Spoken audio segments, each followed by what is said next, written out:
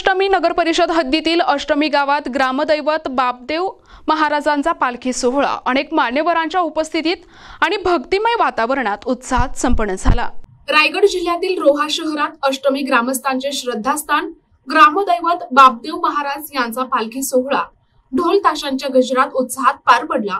अष्टमी ग्रामदैवत बापदेव महाराजांच्या मंदिरात दिनांक 22 सप्टेंबर रोजी नवरात्रोत्सवाला मोठ्या उत्साहात सुरुवात झाली। 9 दिवस पूजा अर्चा आरती जागरण आणि प्रसाद वाटप सुरू होते। 1 ऑक्टोबर रोजी नवमीच्या दिवशी विधिवत पूजा अर्चा होऊन देव उठले आणि नंतर 4च्या सुमारास ग्रामदैवत बापदेव महाराज सुंदर पालखीत विराजमान होऊन ग्रामस्थांच्या भेटीसाठी वाजत गाजत अष्टमी गावाकडे निघाले। बापदेव महाराज प्रत्येक घरी येत असल्यामुळे ग्रामस्थांनी गावभर आपापल्या दारासमोर रंगीबेरंगी रांगोळी काढली।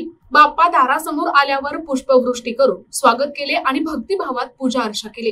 या वर्षी ग्रामदैवत बापदेव महाराजांची नवीन पालखी आणि नवीन तलवार आणण्यात आली, ज्यामुळे ग्रामस्थांमध्ये उत्साहात द्विगुणित झाला होता। या सोहळ्यासाठी महिला बालविकास कॅबिनेट मंत्री नामदार आदिती तटकरे, माजी आमदार अनिकेत तटकरे, माजी नगराध्यक्ष संतोष पोटफोडे आदी मान्यवरांनी उपस्थित राहून दर्शन घेतले।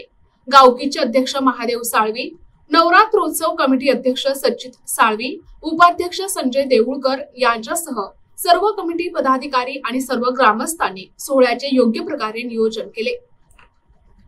प्रतिनिधी नरेश कुशवाहा, NTV न्यूज मराठी, रोहा, रायगड।